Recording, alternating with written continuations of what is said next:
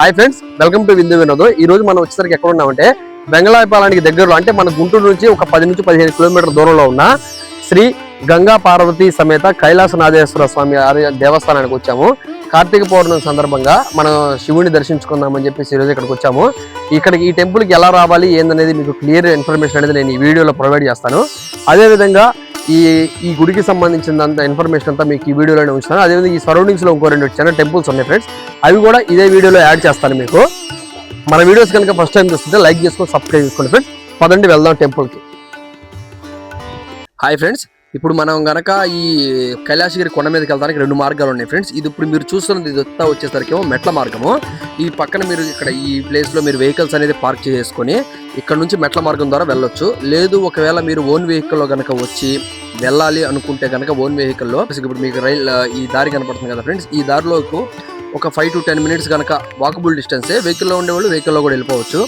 Walkable డిస్టెన్స్లో కనుక మీరు వెళ్తే అక్కడ నుంచి మీకు ఏంటంటే ఘాట్ రోడ్ ఉంది. సో ఇంతకు ముందు అనేది ఏంటంటే ఈ ఘాట్ రోడ్ అనేది రోడ్డు సౌకర్యం అనేది లేదు ఫ్రెండ్స్. ఇంతకుముందు కైలాసగిరి కొండ మీదకి వెళ్ళడానికి ఈ మధ్య గత ఒక 3-4 సంవత్సరాల క్రితం కనుక ఇప్పుడు ఘాట్ రోడ్లో నుంచి వెళ్ళడానికి మంచి రోడ్డు మార్గం అనేది ఏర్పాటు చేశారు.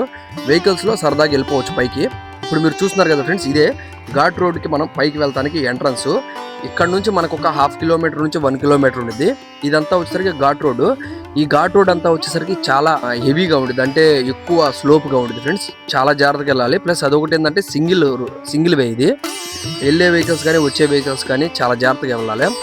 మ్యాక్సిమం ఫ్యామిలీస్తో వచ్చేవాళ్ళు ఒకవేళ మీరు వెళ్ళాలి అనుకుంటే కనుక నడవగలుగుతారు అనుకుంటే మెట్ల మార్గం ద్వారా వెళ్ళిపోండి, సరదాగా నడుచుకుంటూ వెళ్ళిపోవచ్చు.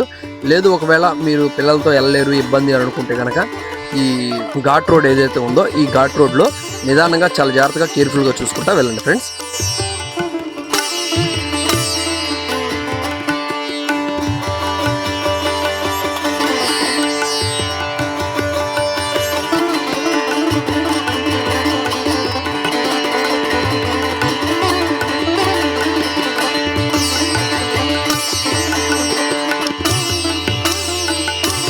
ఇప్పుడు మీరు చూస్తున్నారు కదా ఫ్రెండ్స్, ఇదే కైలాసగిరి కొండ మీద. ఇక్కడ వచ్చేసరికి ఎంట్రన్స్ లో 4-wheeler వెహికల్స్ కానీ హెవీ వెహికల్స్ ఏమైనా ఉన్నాయి ఇక్కడ మీరు పార్క్ చేసుకోవచ్చు. అదేవిధంగా కొంచెం ముందుకెళ్తే మీకు 2-wheeler పార్కింగ్ కూడా ఉంటుంది. ఇవి వేప చెట్లు కనపడుతున్నాయి కదా ఫ్రెండ్స్, ఇక్కడ 2-wheeler పార్కింగ్ అనేది చేసుకోవచ్చు. ఈ కొండ మీద నుంచి వ్యూ చూడండి ఫ్రెండ్స్, చాలా బాగుంటుంది. మీరు ఇక్కడికి వస్తే కనుక ఫొటోస్ తీసుకోవడానికి కానీ చాలా బాగుంటుంది. కొండ మీద నుంచి టాప్ వ్యూ చాలా బాగా కనపడుతుంది. ఒకవేళ మీరు మెట్ల మార్గం నుంచి వస్తే కనుక ఇప్పుడు మీకు మెట్లు కనపడుతుంది కదా ఫ్రెండ్స్ ఎదురు, ఈ ఇటు నుంచి మీరు పైకి వస్తారు. అంటే ఒకవేళ నడుచుకుంటా కనుక వస్తే ఆ మెట్ల ద్వారా మీరు పైకి అనేది గుడిలోకి అనేది చేరుకుంటారు.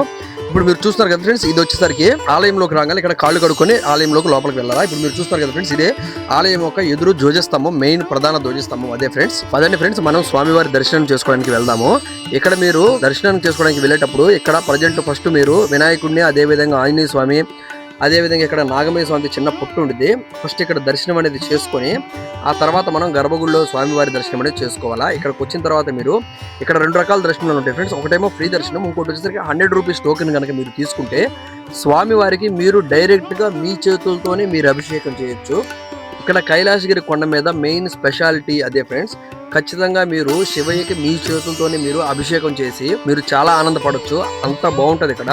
ఇప్పుడు మీరు చూస్తున్నారు కదా పూజారి గారు అభిషేకం చేస్తున్నారు. ఆ విధంగా మీరు పూజా సామాగ్రి తీసుకొని వస్తే మీ చేతులతో మీరు పూజారి గారి దగ్గర నుండి మీకు అభిషేకం అనేది చేయిస్తారు. మీరు ఒకవేళ శివయ్యకి అభిషేకం చేయాలనుకుంటే ఇక్కడ పర్ఫెక్ట్ ప్లేసు. ఎక్కడ మిమ్మల్ని అభిషేకం అనేది చేయనీరు స్వామివారికి, ఇక్కడ చేసుకునే అవకాశం మనకు ఉంది.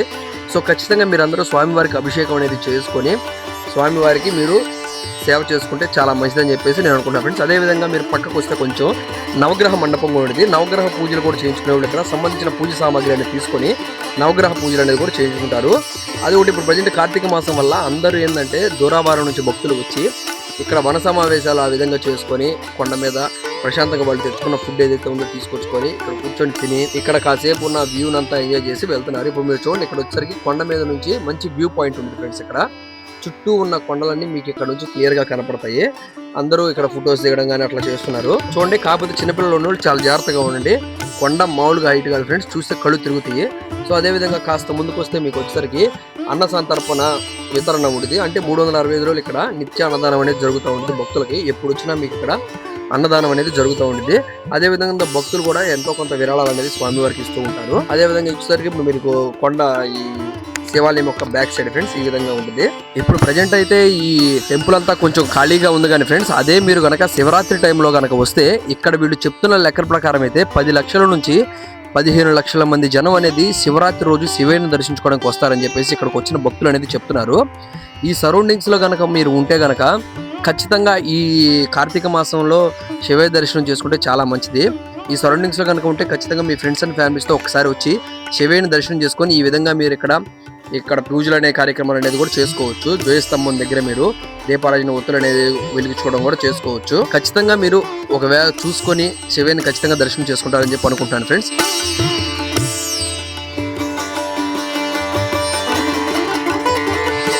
మీరు కైలాసగిరి కొండలో శివయ్యని దర్శనం చేసుకోవడానికి వచ్చేటప్పుడు ఇక్కడ మీరు తీసుకోవాల్సిన సామాన్లు ఏమి బయట నుంచి తీసుకొచ్చుకోవాల్సిన అవసరం లేదు ఫ్రెండ్స్. ఆలయానికి కుడి చేతి వైపు మీకు ఇక్కడ ఈ విధంగా ఇక్కడ కనపడుతుంది కదా ఫ్రెండ్స్, ఇక్కడ మీకు ఒక చిన్న పూజా ద్రవ్యాలు అమ్మే షాప్ అనేది ఉంది. మీకు సంబంధించిన సామాన్లను ఇక్కడే తీసుకోవచ్చు, ఇబ్బంది ఏమి ఉండదు ఫ్రెండ్స్. ఇలాంటి మరెన్నో ఇంట్రెస్టింగ్ అప్డేట్స్ కోసం సబ్స్క్రైబ్ టు విందు వినోదం ఫ్రెండ్స్. ఉంటా.